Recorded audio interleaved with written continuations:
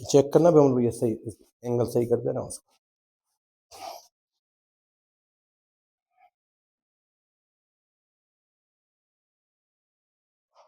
सही है। ओकारं बिंदु संयुक्तम नित्यम ध्यायन्ति योगिनः कामदं मोक्षदं च ओकाराय नमो नमः। अविरल शब्द घनोग्गा प्रक्षालति सकल भूतल मल कलंका मुनिभ्रोपासित तीर्था सरस्वती हरतनो दुर्तान अज्ञानतिमिरान्धयानां ज्ञानाञ्जनशलाकया चक्षुरुन्मीलितमेन तस्मै श्रीगुरुभे नमः। परम गुरुभे नमः। परम प्राचार्य गुरुभे नमः।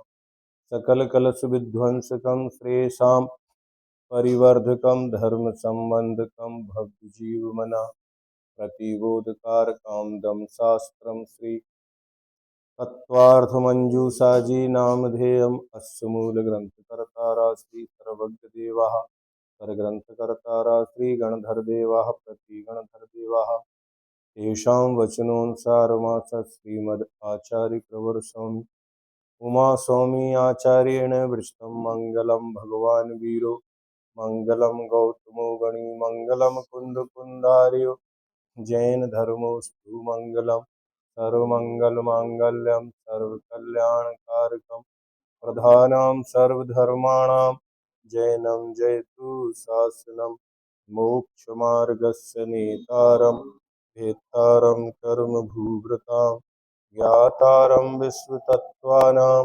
वन्दे तद्गुणलब्धये पंच परमेष्टि भगवान की जय। संत श्रोमणी आचार्य गुरुवर श्री विद्यासागर जी महामुनिराज की जय। परम पूज्य आचार्य श्री समय सागर जी महाराज की जय। तत्वार्थ मंजूषा द्वितीय अध्याय सूत्र नंबर 19 पेज नंबर 288। 19 नंबर का सूत्र। अभी अपन ने इंद्रियों के बारे में पढ़ा कि इंद्रियां दो प्रकार की होती हैं, द्रव्य इंद्रिय और भाव इंद्रिय। फिर द्रव्य इंद्रिय भी दो प्रकार की, निर्वृत्ति और उपकरण, और भाव इंद्रिय भी दो प्रकार की, लब्धि और उपयोग, है ना। फिर उपकरण आदि भी आभ्यंतर उपकरण और बाह्य उपकरण, निर्वृत्ति भी अलग अलग प्रकार। इतनी सारी चर्चा हुई। अब ये सारी चर्चा होने के बाद उन इंद्रियों के नाम क्या है, तो यहाँ पर सूत्र नंबर 19 में उन इंद्रियों के नाम कहे जा रहे हैं।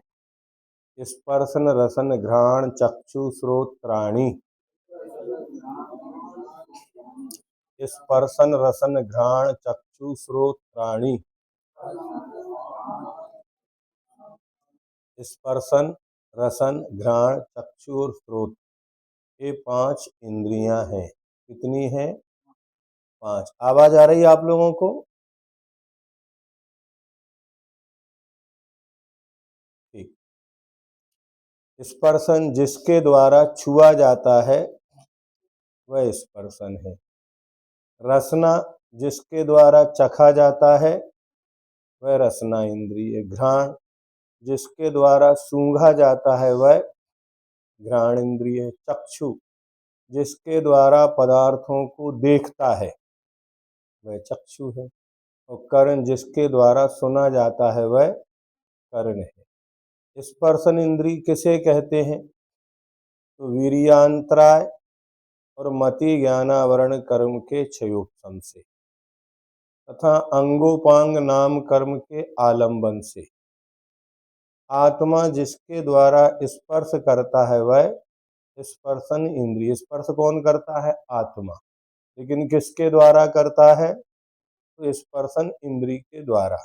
अब स्पर्शन इंद्रिय की प्राप्ति में कौन कौन कारण है? तो वीर्यांतराय और मति ज्ञानावरण कर्म का क्षयोपम से। साथ में नाम कर्म का कौन सा? तो अंगोपांग नाम कर्म के, है ना। एक ही भेद करते अंगोपांग।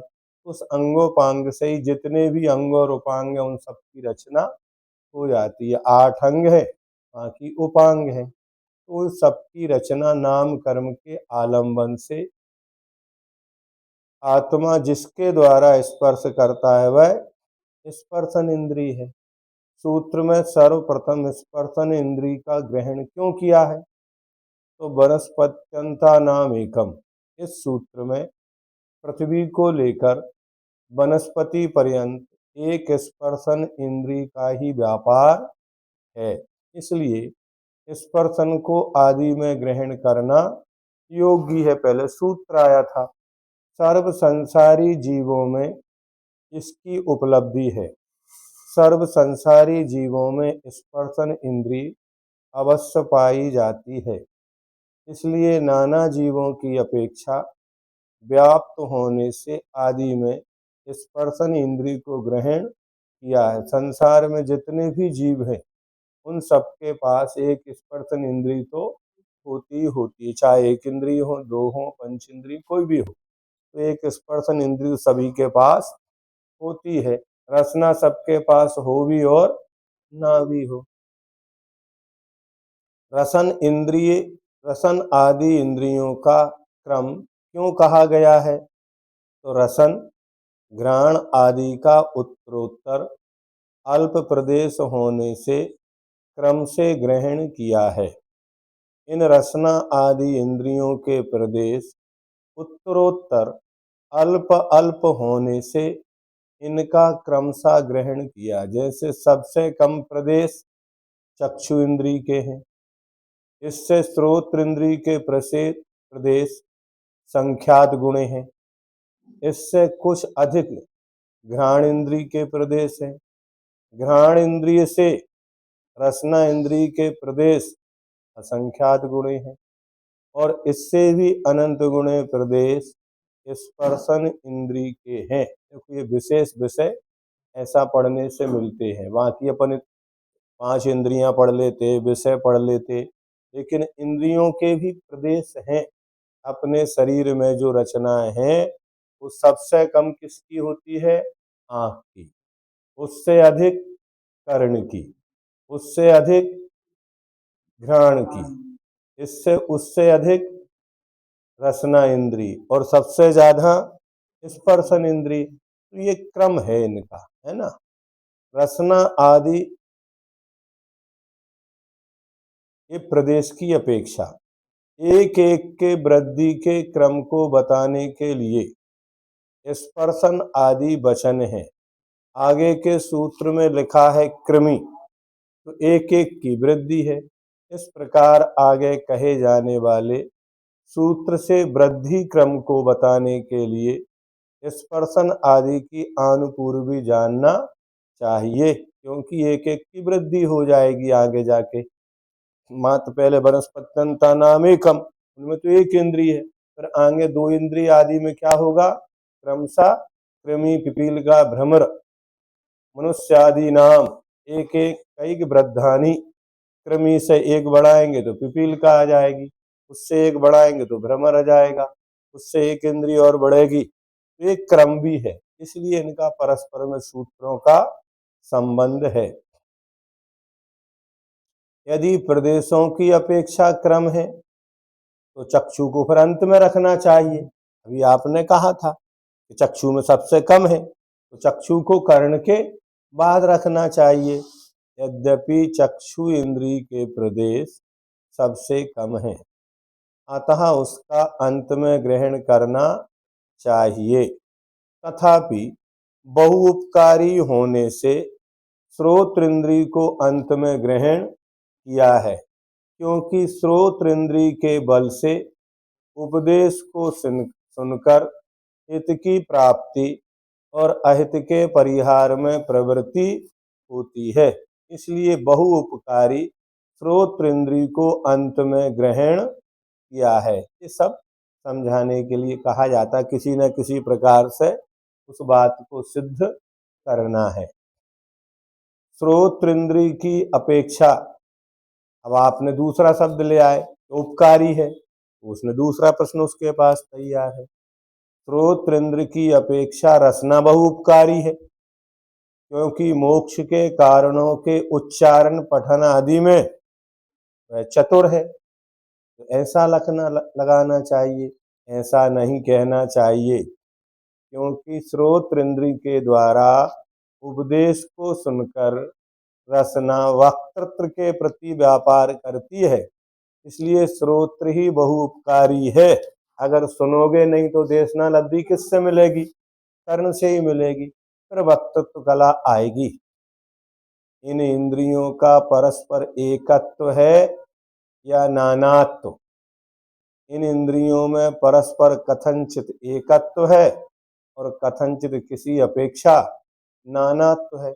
इस प्रकार अनेकांत जानना चाहिए। जैसे ज्ञानावरण के क्षयोपशम शक्ति की अभेद विवक्षा में स्पर्शन आदि इंद्रियों में एकत्व है, समुदाय से अवयव भिन्न नहीं होते, अतः समुदाय की दृष्टि से एक है, तथा प्रतिनियत क्षयोपशम लब्धि विशेष की अपेक्षा से नानापन है, क्योंकि उनके अवयव भिन्न हैं। साधारण इंद्रिय बुद्धि और शब्द प्रयोग की दृष्टि से एकत्व है और विशेष की दृष्टि से कथनचित अनेकत्व है। प्रश्न है, इंद्रिय एवं आत्मा में एकत्व है या भिन्नत्व? अभी तो इंद्रियों में परस्पर में एकत्व है या नानात्व? अब इंद्रिय में और आत्मा में एकत्व है या भिन्नत्व? तो इंद्रियों एवं आत्मा में कथनचित एकत्व है तथा कथनचित भिन्नत्व है। चैतन्य को छोड़कर इंद्रियां पृथक उपलब्ध नहीं होती, अतः आत्मा और इंद्रियों में एकत्व। इंद्रियां कहाँ मिलेंगी? तो जहाँ आत्मा होगी। बिना आत्मा के इंद्रियों का सद्भाव नहीं पाया जाता, और यदि इंद्रियों के साथ आत्मा का एकत्व नहीं माना जाएगा तो आत्मा घट के समान संसार अवस्था में इंद्रिय शून्य हो जाएगा। किसी एक इंद्रिय के नष्ट हो जाने पर भी इंद्रियवान आत्मा का अवस्थान रहता है। इसलिए कथनचित आत्मा और इंद्रियों में नानात्व है, अर्थात कान से सुनने की शक्ति खत्म हो जाए फिर भी आत्मा रहती है, आंख फूट जाए तो भी आत्मा रहती है, नहीं समझे ना? तो कथनचित इंद्रियों के अभाव में भी आत्मा का सद्भाव है, इसलिए नानात्व है। तथा आत्मा पर्यायी है और इंद्रियां पर्याय हैं। इस प्रकार पर्याय पर्याय की अपेक्षा भी आत्मा और इंद्रियों में नानात्व है। इस प्रकार संज्ञा आदि की अपेक्षा भेदाभेद विवक्षा की उत्पत्ति है।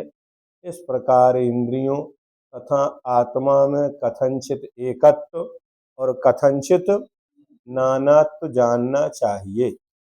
स्पर्शन आदि इंद्रियों का आकार कैसा है? अभी हो गया, इनके प्रदेश हो गए, एकत्व नानात्व बना हो गया। अब उन इंद्रियों का आकार कैसा है?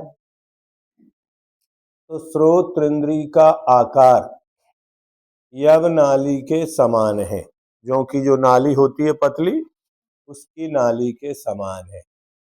चक्षु इंद्रिय का आकार मसूर के समान है।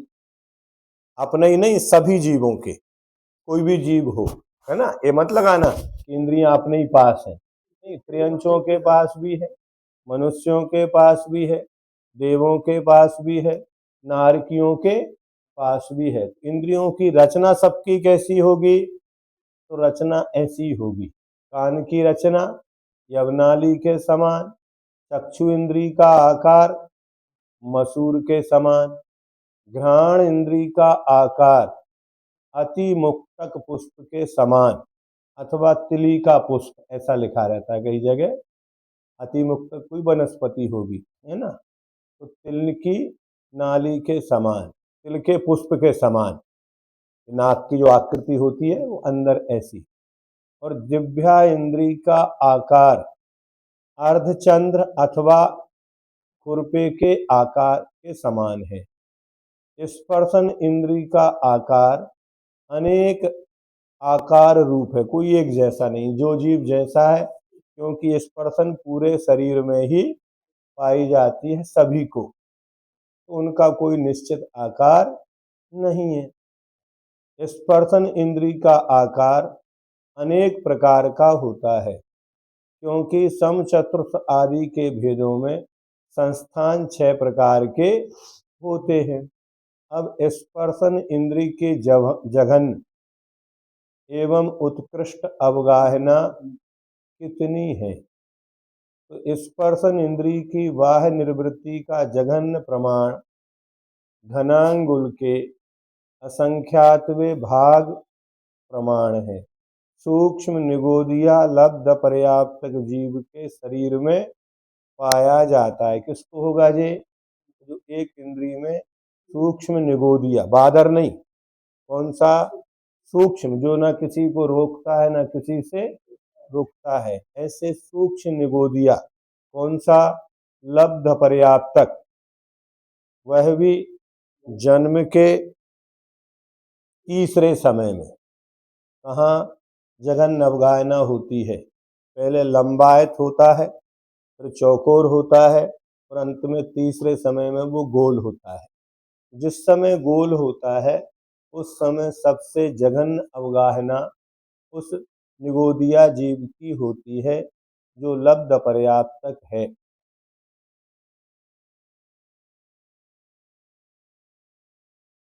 और उत्कृष्ट प्रमाण की अपेक्षा संख्यात घनंगुल प्रमाण महामत्स्य आदि त्रिश जीवों के शरीर में पाया जाता है। सबसे ज्यादा स्पर्शन इंद्रिय बड़ी किसकी होगी? तो जो महामत्स्य है, 1000 योजन, 1000 ना, इतना बड़ा वो पाया जाता है। स्पर्शन आदि इंद्रियों की बाह्य निर्वृत्ति कितनी है? चक्षु इंद्रिय के बाह्य निर्वृत्ति घनांगुल के असंख्यातवे भाग प्रमाण है। श्रोत्र की बाह्य निवृत्ति घनांगुल के असंख्यातवे भाग प्रमाण है। घ्राण इंद्री की बाह्य निवृत्ति घनांगुल के असंख्यातवे भाग प्रमाण है। रसना इंद्री की बाह्य निवृत्ति घनांगुल के असंख्यातवे भाग प्रमाण है। संख्यातवे है ना, लेकिन ये असंख्यात असंख्यात होते हुए भी इसके भी असंख्यात भेद है। क्या? वह असंख्यात व भाग है, उसके भी असंख्यात, क्योंकि सबकी एक समान नहीं है, छोटी बड़ी है। तथा स्पर्शन इंद्री की बाह्य निवृत्ति अनियत आकार वाली है, उसका कोई आकार नहीं है। इंद्रियों का वर्णन कितने सूत्रों में किया गया है? पंचेंद्रियाणि इस सूत्र से लेकर स्पर्शन रसन 19वें सूत्र तक युक्ति और आगम प्रमाण से अन्वित हो रहे हैं, तथा इंद्रियों की 1-2 आदि संख्याओं को मानने वाले अन्य मतों के व्यवच्छेद करने की इच्छा रखने वाले आचार्य महाराज ने 5 सूत्रों के समुदाय द्वारा 5 इंद्रियों का वर्णन किया है। कितने द्वारा? 19वें सूत्र तक किया। तो 19 से पहले कितने होंगे? 14, 15, 16, 17, 18 और नहीं 15 से, है ना। पंचेंद्रियाणी 15 से लेके 19 तक 5। अब इंद्रियों के विषय, ये तो इंद्रियों का वर्णन हो गया। अब इंद्रियों के विषय क्या है? स्पर्श रस गंध वर्ण शब्दास तदर्था। स्पर्श रस गंध वर्ण शब्दास तदर्था। हाँ, स्पर्श रस गंध वर्ण और शब्द इन इंद्रियों के विषय है। यह सूत्र किस प्रयोजन से लिखा है? अब इस समय इंद्रिय और अनिंद्रिय के द्वारा जानने योग्य विषय अर्थ का प्रदर्शन करना कर्तव्य होने पर इंद्रियों के विषय क्या है? इस प्रकार की जिज्ञासा का उत्तर देने के लिए यह सूत्र कहा गया है। स्पर्श किसे कहते हैं? जिस समय द्रव्यार्थिक नय की अपेक्षा प्रधानता से वस्तु ही विवक्षित होती है, उस समय इंद्री के द्वारा वस्तु का ही ग्रहण होता है, क्योंकि वस्तु को छोड़कर स्पर्श आदि धर्म पाए नहीं जाते हैं। इसलिए इस विवक्षा में जो स्पर्श किया जाता है वह स्पर्श है, तथा वह स्पर्श वस्तु रूप ही है। अर्थात जो स्पर्श, रस, गंध और वर्ण, ये चारों अलग अलग कहीं नहीं पाए जाएंगे। कहाँ पाए जाएंगे? कोई वस्तु होगी, पुद्गल होगा, पदार्थ होगा, उस पुद्गल में ही ये चार पाए जाएंगे। तो वस्तु से अलग कोई स्पर्श है क्या? नहीं, है ना। तथा वह स्पर्श वस्तु रूपी है। जिस समय पर्यार्थिक नय की प्रधानता से पर्याय विवक्षित होती है, उस समय पर्याय का द्रव्य से भेद होने के कारण उदासीन रूप से अवस्थित भाव का कथन किया जाता है।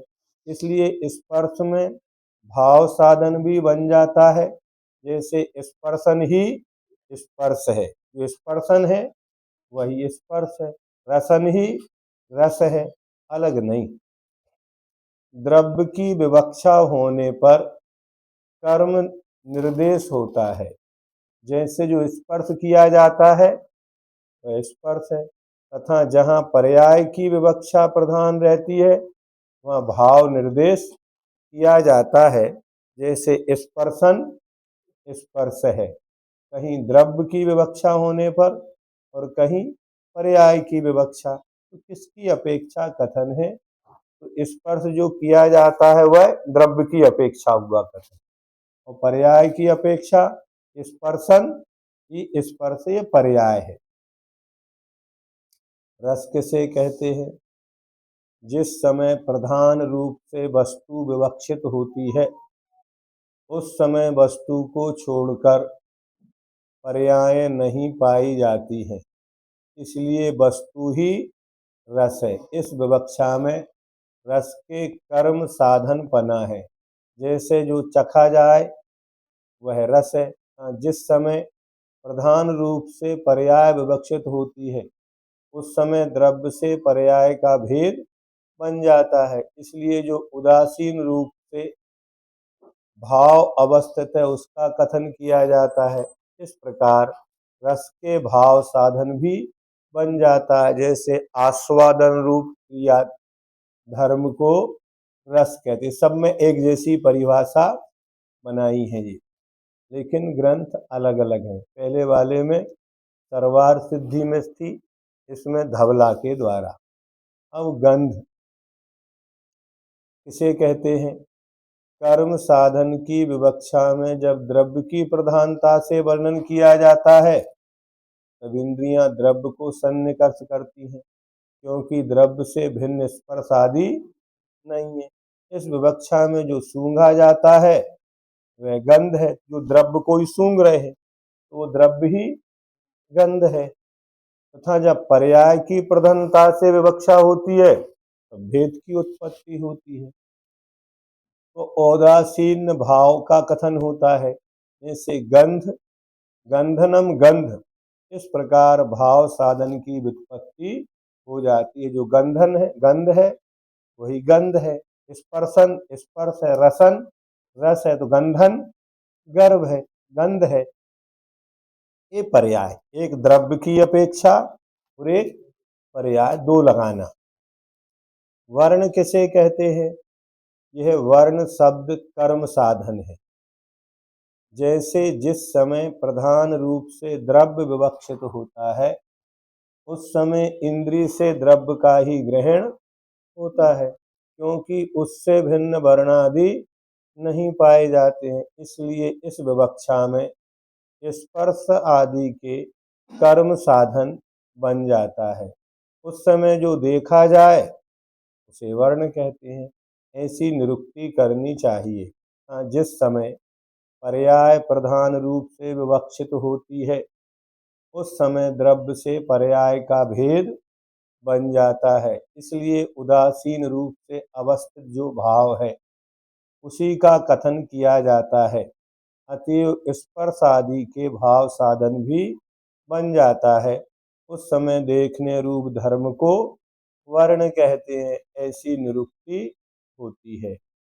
स्पर्श आदि के क्रम का क्या प्रयोजन है, और ये एक बार में सबको याद नहीं होगा, लेकिन फिर भी अपन दोबारा पढ़ने वाले नहीं है, बस एक बार पढ़ा दिया वहीं पढ़ेंगे। अब एक बार में समझ में आना नहीं है, उस विषय को कठिन मान के लोग छोड़ देते हैं।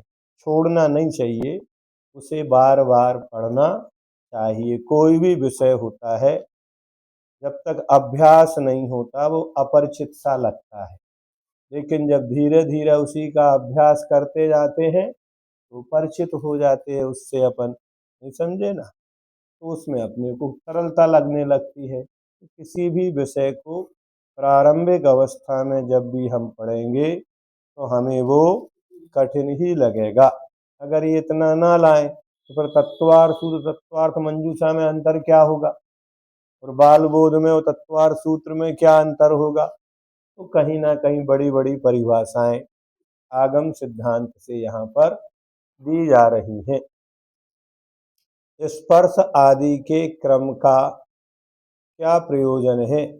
इंद्रिय क्रम के अनुसार ही स्पर्श आदि का क्रम रखा गया है। स्पर्शन इंद्रिय स्पर्श को, रसना इंद्रिय रस को, घ्राण इंद्रिय गंध को, चक्षु इंद्रिय वर्ण को और श्रोत्र इंद्रिय शब्द को क्रम से ग्रहण करती है। क्या स्पर्श आदि का आपस में साहचर्य संबंध है? हाँ, स्पर्श आदि का आपस में साहचर्य संबंध है, क्योंकि स्पर्श रस गंध वर्ण सामान्य रूप से उद्गल के गुण हैं, परंतु नैयायिक और वैशेषिक पृथ्वी में चारों गुण, जल में गंध के बिना 3 गुण, अग्नि में रूप और रस के 2 गुण, और वायु में केवल स्पर्श गुण ही मानते हैं। क्या करते हैं? यद्यपि क्या उद्गल में चारों गुण हैं, स्पर्श भी है, रस भी है, गंध भी और वर्ण भी है, परंतु जो अन्य दर्शनकार है नैयायिक और वैशेषिक, वो पृथ्वी में 4 गुण मानते हैं। कौन कौन से? जल, पृथ्वी में चारों, स्पर्श भी, रस भी, गंध भी और वर्ण, चारों हो गए। लेकिन जल में 3 मानते। कौन सा नहीं मानते? गंध के बिना, यानी स्पर्श है, रस है और वर्ण है, गंध नहीं मानते। फिर अग्नि में रूप और रस, ये 2 गुण हैं। कौन से नहीं है? रूप है और रस है। कौन से नहीं है? तो स्पर्श नहीं है और गंध नहीं है। और वायु में केवल स्पर्श गुण ही मानते हैं, परंतु उनका ऐसा मानना ठीक नहीं है, क्योंकि इन चारों गुणों का आपस में साहचर्य संबंध है। जहाँ पर एक होगा वहाँ शेष गुण के अविभाग प्रतिच्छेद गुणांश कम होने के कारण व्यक्त भले ही नहीं हो, परंतु उनका अभाव नहीं कहा जा सकता। अनुमान से उनकी सिद्धि है। जिस प्रकार घट में स्पर्श है इसलिए रूप आदि भी हैं, उसी प्रकार वायु में स्पर्श का सद्भाव है, अतः उसमें भी रूप आदि है। जहाँ एक होगा व्यक्त कोई भी, तो शेष 3 भी उसमें अपने आप पाए जाते हैं। जिस प्रकार गुण में रूप है इसलिए उसमें रस और गंध भी है, उसी प्रकार अग्नि में रूप है अतः उसमें रस और गंध है। इसी प्रकार और भी जानना चाहिए, रूप के रहते रस और गंध का अभाव नहीं कहा जा सकता। ये स्पर्श आदि द्रव्य रूप है या पर्याय रूप?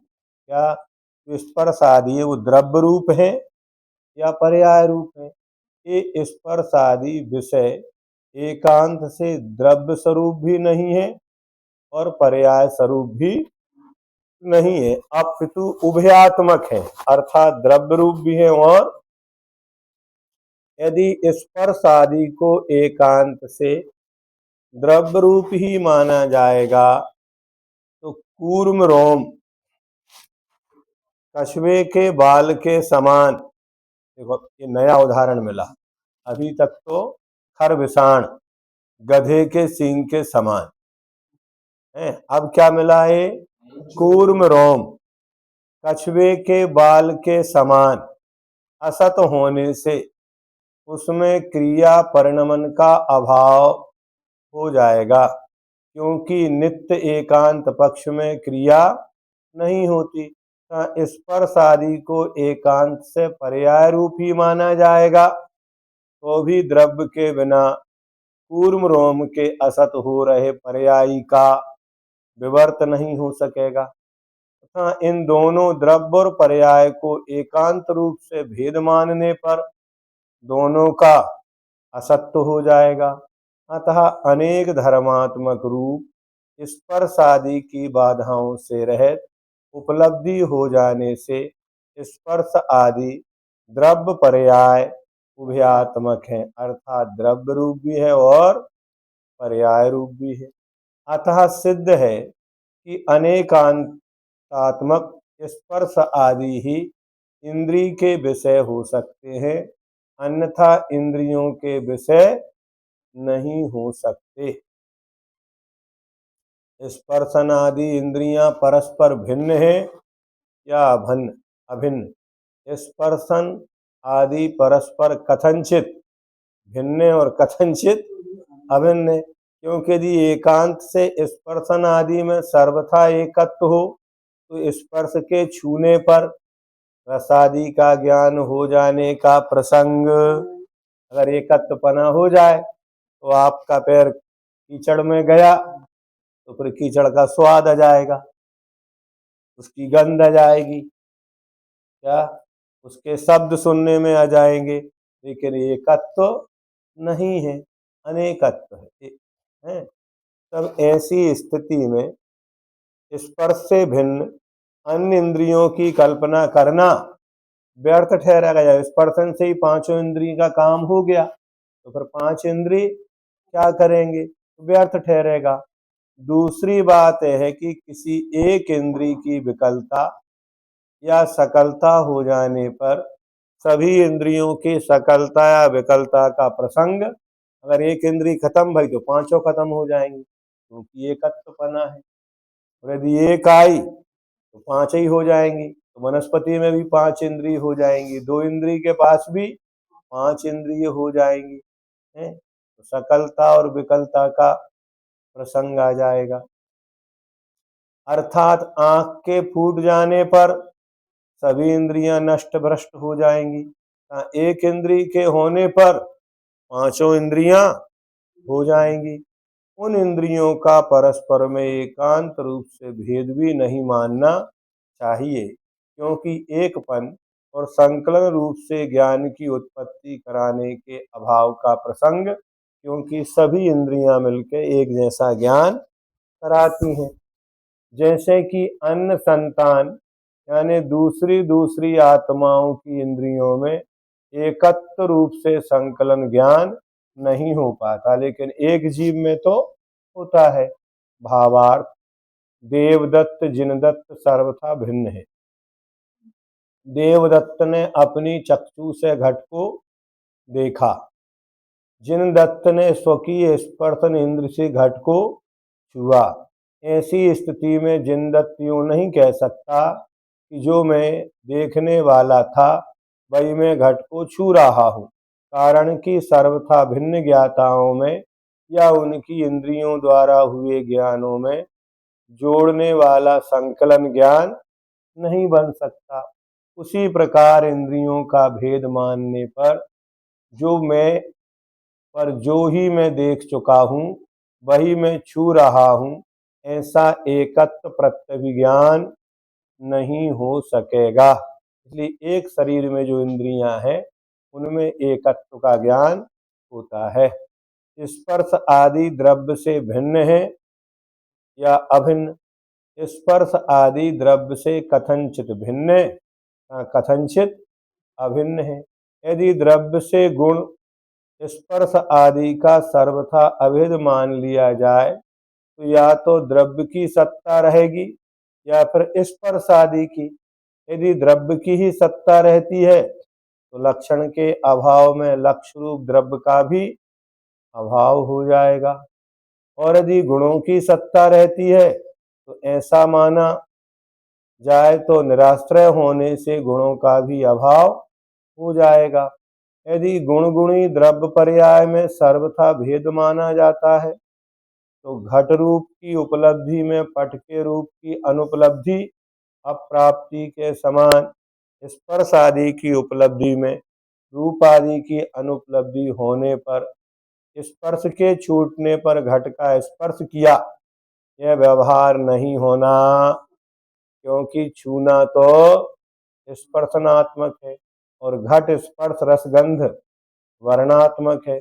इसलिए गुण से गुणी का सर्वथा भेद मान लेने पर गुण एवं गुणी दोनों का ही अभाव, अतः गुण गुणी में कथनचित एकत्व एवं कथनचित अनेकत्व स्वीकार करना। पहले द्रव्य और पर्याय की चर्चा की, अब गुण और गुणी, क्योंकि द्रव्यार्थिक न्याय की दृष्टि से इनमें कथनचित एकत्व अभेद है और पर्याय दृष्टि से कथनचित पृथकत्व भेद है। कैसे जाना जाता है? ये 5 इंद्रियों के विषय हैं। सूत्र में दिए गए तदर्था पद से जाना जाता है, ये 5 इंद्रियों के विषय हैं। तत्पद से पूर्व सूत्र में कही गई इंद्रियों का परामर्श कर लेना चाहिए, तेषाम अर्था तदर्था। तब अर्थ ये हुआ उन इंद्रियों के विषयभूत अर्थ यहाँ तदर्थ कहे गए। इस प्रकार स्पर्श आदि शब्दों की कर्म साधन निरुक्ति की गई। एक सूत्र और पढ़ना है।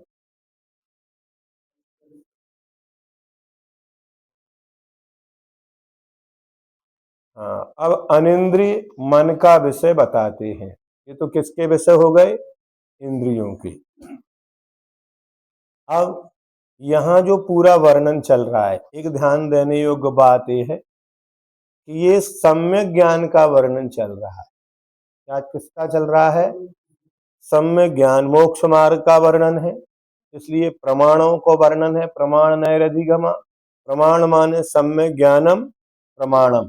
मिथ्या ज्ञानों की यहाँ भी कोई चर्चा नहीं है। तो अगला जो 21वां सूत्र अपन पढ़ रहे हैं, इसमें जो श्रुत ज्ञान मन का विषय कहा गया, ये सम्यक श्रुत ज्ञान है। अन्यथा 2 इंद्रिय 1 इंद्रिय के पास भी जो श्रुत ज्ञान है वो श्रुत ज्ञान मन का विषय नहीं है। क्या? क्योंकि वहां मोक्ष मार्ग का प्रकरण न होने से मिथ्या ज्ञान है। लेकिन ये जो ज्ञान है, कौन सा ज्ञान है? सम्यक ज्ञान है ना। तो श्रुत मनिंद्रियस्य, श्रुत मनिंद्रियस्य, श्रुत मन का विषय है। श्रुत ज्ञान विषयक जो अर्थ है वह श्रुत है। इस सूत्र की रचना किस प्रयोजन से की गई है? मन अनुवस्थित है। इंद्रियां तो अवस्थित होती हैं, लेकिन मन कैसा होता है? अनुवस्थित है, इसलिए वह इंद्रिय नहीं है। इस प्रकार जो मन के इंद्रिय पने का निषेध किया है, तो यह मन उपयोग का उपकारी है या नहीं?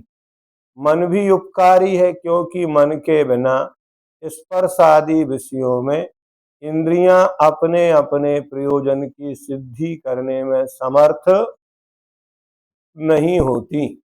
तो क्या इंद्रियों की सहायता करना ही मन का प्रयोजन है या और भी इसका प्रयोजन है? यह बात इस सूत्र के द्वारा कही गई है। श्रुत किसे कहते हैं?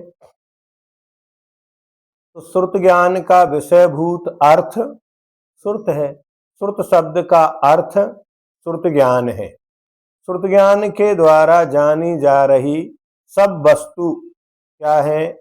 श्रुत है।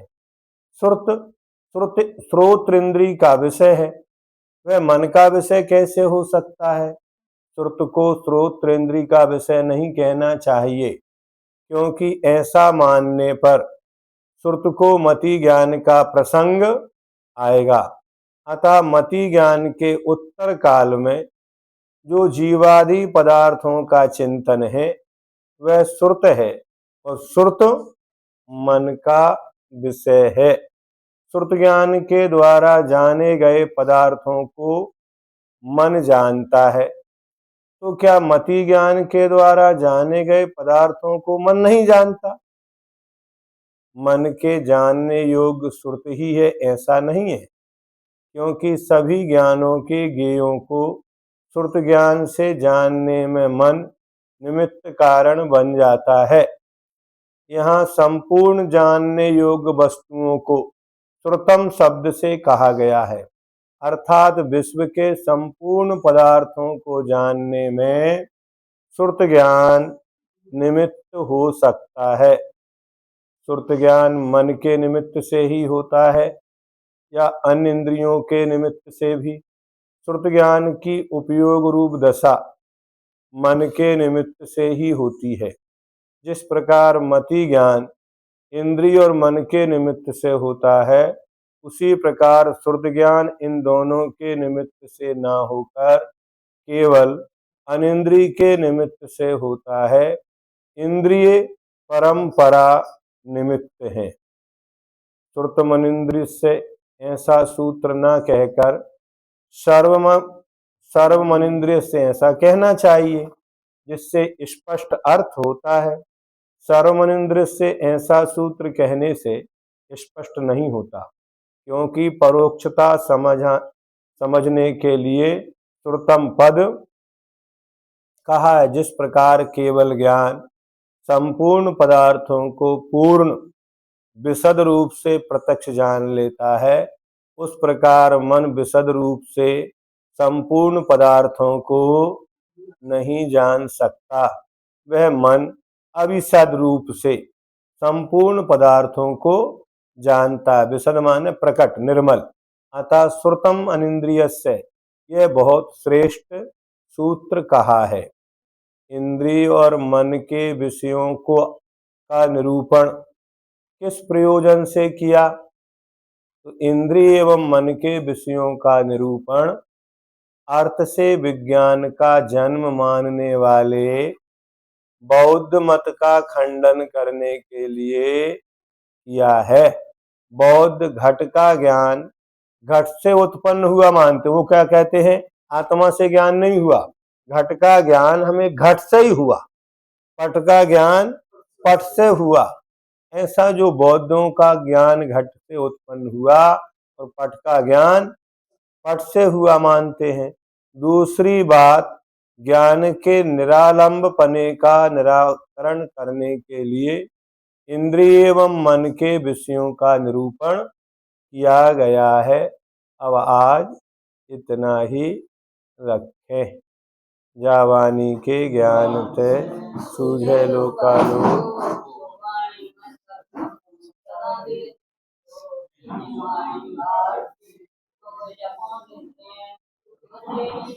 बंद कर दो।